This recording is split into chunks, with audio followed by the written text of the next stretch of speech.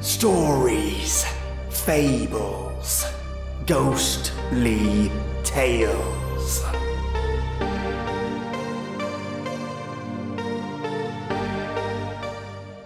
A tale of a man who lurks in the forest and hides in the trees. What are his intentions? A dog whose appearances are more than just coincidences, and a tale of how the jellyfish became, well, a jellyfish. Welcome, listeners, to 3 stories, just for your lovely ears. First we have The Lonely Man, second, The Dog Named Grim, and third, The Jellyfish Takes a Journey. I have my Earl Grey with a dash of honey, just how I like it. And how do you have yours? Do you put sugar in yours, milk, no milk? Depending on how I'm feeling, I tend to go for milk with a bit of honey. But let me know how you do it. Anyway, turn the lights off, the sound up, and get ready for something different. For the past 2 or 3 years now, I've taken long walks through the forest just behind my house, mostly when I'm bored and there's nothing to do.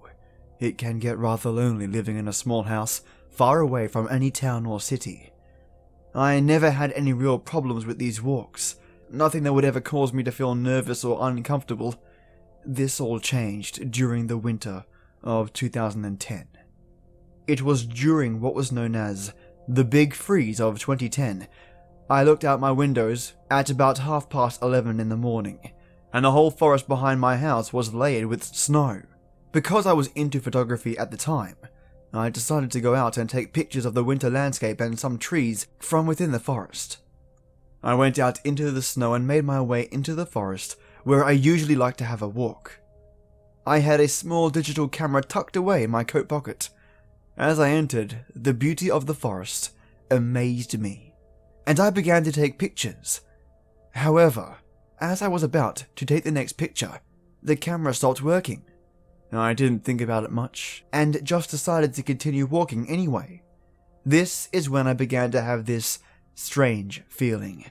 The snow stopped falling, the sounds of birds stopped, and the blistering cold wind came to a halt.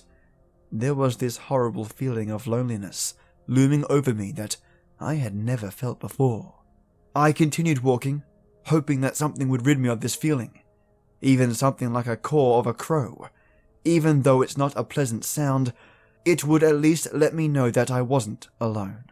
As I continued this walk, there was suddenly a loud crack, then a sound of something crashing onto the bare forest floor. I jumped and looked behind me, noticing that one of the very young trees was lying on its side. My eyes scanned the forest, thinking that someone or something was behind me. I saw nothing.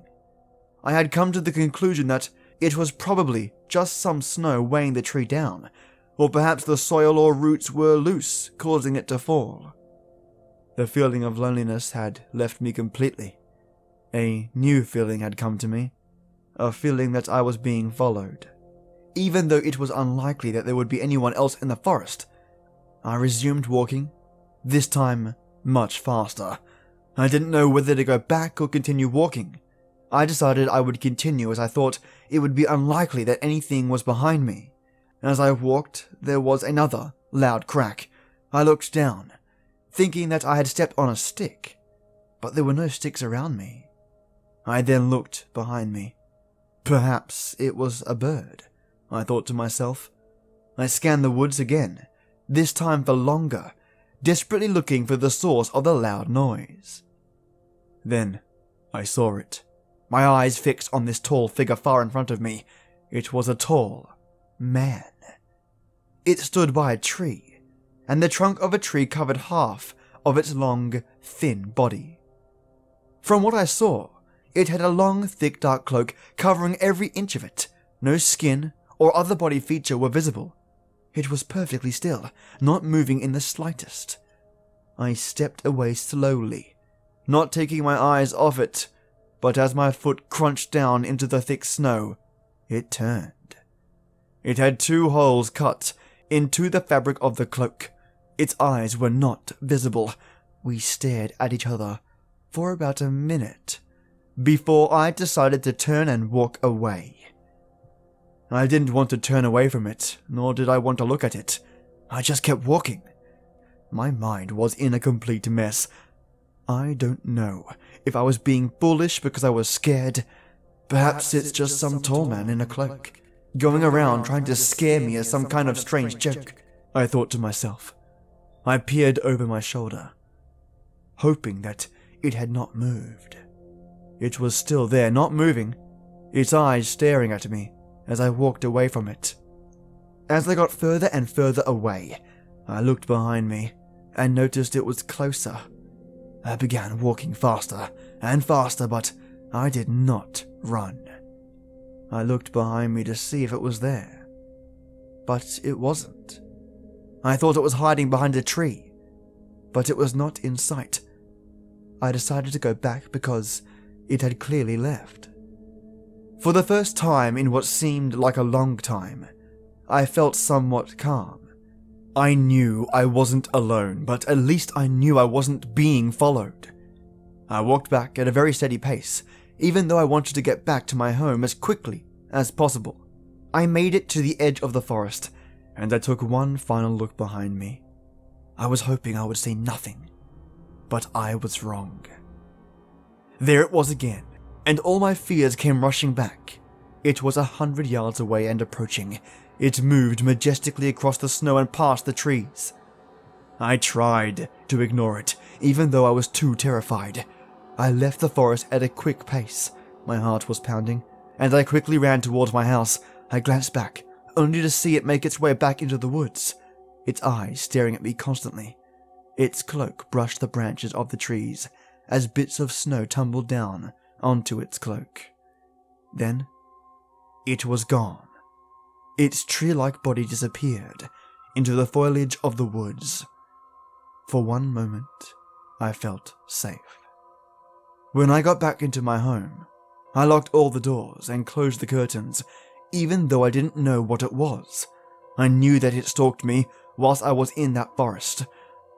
For all I know, it could have been a man trying to scare me. But I know that I will never go back into those woods again after that experience. It was a strange experience.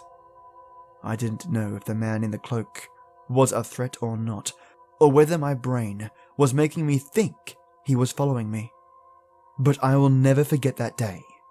Sometimes I think I can hear things outside my house at night, especially during the winter.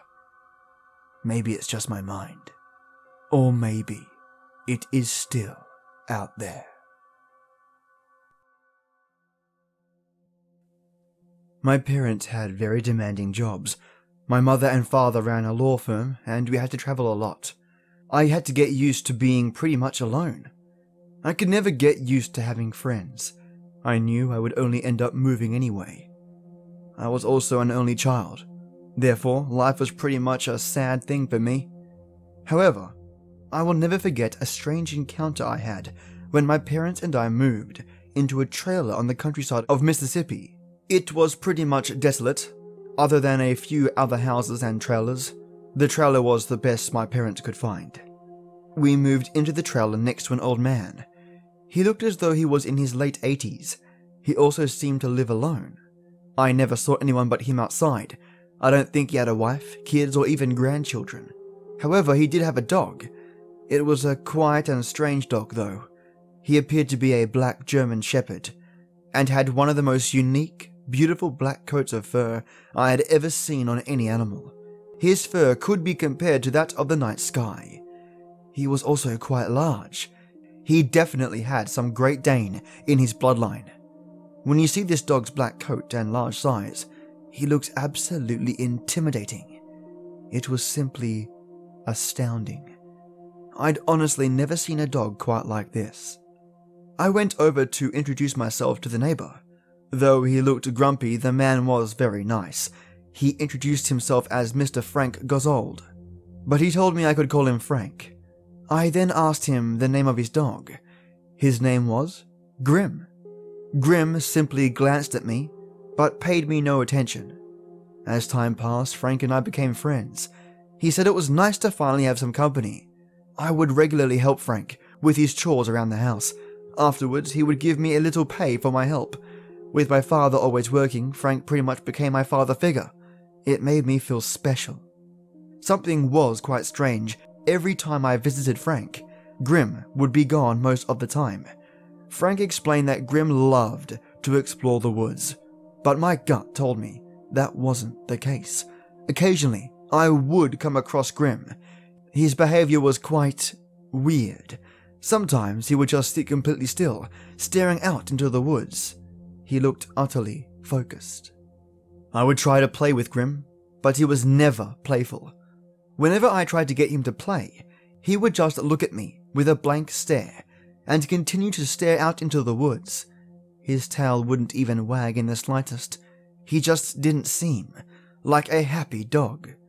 That was until about a month into staying in the trailer. Apparently a man died late in the night. Police said he was drunk and drove his car into a tree. That day, I saw Grim's tail wag. He actually looked happy. I ran over to see if he would happily greet me. After he noticed me, his tail stopped wagging and he gave me a low growl. It was like I was disturbing his happiness. After that, I was determined to find out what was Grim's deal. The weirdest thing about Grim was his behavior. Every time someone in the neighborhood died, he would either be gone or be happy. What was this dog's problem? It was like he knew when people died. This began to bother me. It actually began to disturb me. I began to have nightmares about Grim. I had dreams of him at the drunk man's accident. There was an old lady who lived about 3 miles away from us. She'd suffered from a heart attack in her sleep. I had a nightmare that Grim had something to do with it. One of my final nightmares was of Grim popping out of nowhere, biting my throat out. Time passed, and my parents and I were getting ready to move again. I told myself I would never try to make friends, but I made such good friends with Frank. I just couldn't leave without saying goodbye. Before I continue, I want to say that I was one of the only survivors. Remember that. You'll know what I mean at the end. Anyway, I said my goodbyes to Frank. He was sad that I was leaving. I was pretty torn up about it as well. However, I couldn't leave without knowing Grim's issue. I asked Frank where he got Grim. His face went pale for a moment. After a brief moment of hesitation, he answered, I didn't find him. He found me. My wife died a few years ago. After that, he just showed up. I found that quite weird. Grim just appeared after Frank's wife died. I then asked him, does he know about Grim's weird behavior? His answer will forever live in my mind. I once thought Grim was a normal dog. I thought he was just some stray that found his way into my door. Then I realized that wasn't quite the case. You see, my boy, Grim isn't just a normal dog. As a matter of fact, he isn't a dog at all. I could not think of anything to say. I was completely baffled. I managed to ask one final question. Then, what is he? Frank looked at me with a face of caution. I think he's death. I used to be curious where Grim would run off to just like you. I once followed him and discovered he was arriving at the scenes of upcoming death. He would never be happy until someone died or was about to die. I even believe he can be at several places at once. It's best you leave now. We don't want to upset him. Please. With that being said, I left Frank's house and never saw him again. We were on our way to the airport. I will never forget what I saw as we drove away. I looked out the back of the car window and saw Grim. He was staring directly at me. But this time, he was wagging his tail. He was happy to see me leave. At the airport, we began to board our plane. Remember when I said I was one of the only survivors? As I boarded the plane, I could have sworn I spotted Grim at the airport for a second. But when I took a second look, there was nothing there. I'm sure you can imagine what happened to that plane. I lost both my parents in that crash. I finally realized what Grim was. This may seem far-fetched, but maybe Grim is death. That's why Grim is named Grim. He is the Grim Reaper. I have never been a spiritual person. I do believe in death, though. Eventually, it's coming for all of us. However, I can confidently say I cheated death. And death is a dog. Death is a dog named Grim.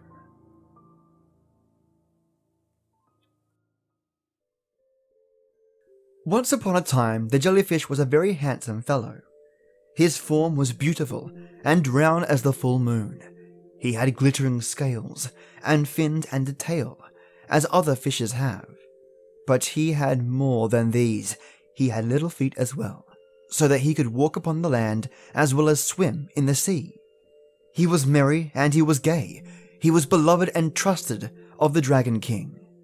In spite of all this, his grandmother always said he would come to a bad end because he would not mind his books at school. She was right. It all came about in the wise.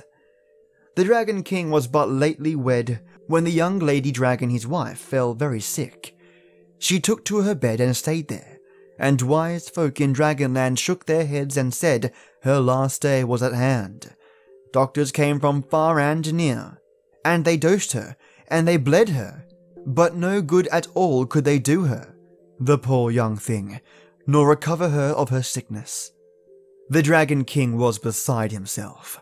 "Heart desire," he said to his pale bride. "I would give my life for you." "Little good would it do me," she answered. "Howbeit, if you will fetch me a monkey's liver, I will eat it and live." "A monkey's liver?" cried the Dragon King.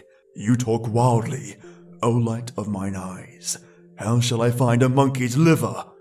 Know you not, sweet one, that monkeys dwell in the trees of the forest, while we are in the deep sea?" Tears ran down the Dragon Queen's lovely countenance. "If I do not have the monkey's liver, I shall die," she said. Then the dragon went forth and called to him the jellyfish. "The queen must have a monkey's liver," he said, "to cure her of her sickness." "What will she do with the monkey's liver?" asked the jellyfish. "Why, she will eat it," said the Dragon King. "Oh," said the jellyfish. "Now," said the king, "you must go and fetch me a live monkey. I have heard they dwell in the tall trees of the forest. Therefore swim quickly, O jellyfish, and bring a monkey with you back again." "How will I get the monkey to come back with me?" said the jellyfish. "Tell him of all the beauties and pleasures of Dragonland. Tell him he will be happy here, and that he may play with mermaids all day long." "Well," said the jellyfish, "I'll tell him that." Off set the jellyfish, and he swam, till at last he reached the shore where grew the tall trees of the forest, and sure enough, there was a monkey sitting in the branches of a persimmon tree, eating persimmons. "The very thing," said the jellyfish to himself. "I'm in luck. Noble monkey," he said, "will you come to Dragonland with me?" "How should I get there?" said the monkey. "Only sit on my back," said the jellyfish, "and I'll take you there. You'll have no trouble at all." "Why should I go there, after all?" said the monkey. "I am very well off as I am." "Ah, it's plain that you know little of all the beauties and pleasures of Dragonland. There, you will be happy as the day is long. You will win great riches and honor. Besides, you may play with the mermaids from morn till eve." "I'll come," said the monkey, and he slipped down from the persimmon tree and jumped on the jellyfish's back. When the two of them were about halfway over to Dragonland, the jellyfish laughed. "Now, jellyfish, why do you laugh?" I laugh for joy, said the jellyfish. When you come to Dragonland, my master, the Dragon King, will get your liver and give it to my mistress, the Dragon Queen, to eat, and then she will recover from her sickness. My liver? Said the monkey. Why, of course. Alas and alack, cried the monkey. I'm grieved indeed, but if it's my liver you're wanting, I haven't it with me. To tell you the truth, it weighs pretty heavy. So I just took it out and hung it upon a branch of that persimmon tree where you found me. Quick, quick, let's go back for it. Back they went, and the monkey was up in the persimmon tree in a twinkling. Mercy me, I don't see it at all, he said. Where can I have mislaid it? I should not be surprised if some rascal has stolen it. Now, if the jellyfish had minded his books at school, would he have been hoodwinked by the monkey? You may believe not, but his grandmother always said he would come to a bad end. I shall be some time finding it, said the monkey. You'd best be getting home to Dragonland. The king would be loath for you to be out after dark. You can call for me another day. Sayonara. The monkey and the jellyfish parted on the best of terms. The minute the Dragon King set eyes on the jellyfish, "Where's the monkey?" he said. I'm to call for him another day, said the jellyfish, and he told all the tale. The Dragon King flew into a towering rage. He called his executioners and bid them beat the jellyfish. "Break every bone in his body," he cried. "Beat him to jelly." Alas, for the sad fate of the jellyfish. Jelly he remains to this very day. As for the young Dragon Queen, she was fain to laugh when she heard the story. If I cannot have a monkey's liver, I must needs do without it, she said. Give me my best brocade gown, and I will get up, for I feel a good deal better. Well, the first story had me wondering if he was just looking for some company, perhaps a wayward spirit. I heard, though, that once you travel with a spirit of that kind, you can be whisked away unknowingly, walking down a path that humans are not to traverse, into the realm of the Fae, or a different plane altogether. The story regarding the dog is definitely a reference to the old visage of medieval days where the black dog, as it was called, served as an omen to warn others of their impending doom. Often those on their deathbed would state that they could see the black dog. I like the take this author had regarding this. A nice little twist. And lastly, the classic tale of the jellyfish, a fish doing the bidding of his master, tricked, then beaten to a literal pulp. Yikes. That was my unique tale for this week, but I'm working on another piece of fiction alongside this, so I can't wait till later to reveal it. Have yourself a fantastic weekend, you lovely listeners, and I'll see you Monday for more creepy-licious stories. As always, till next time.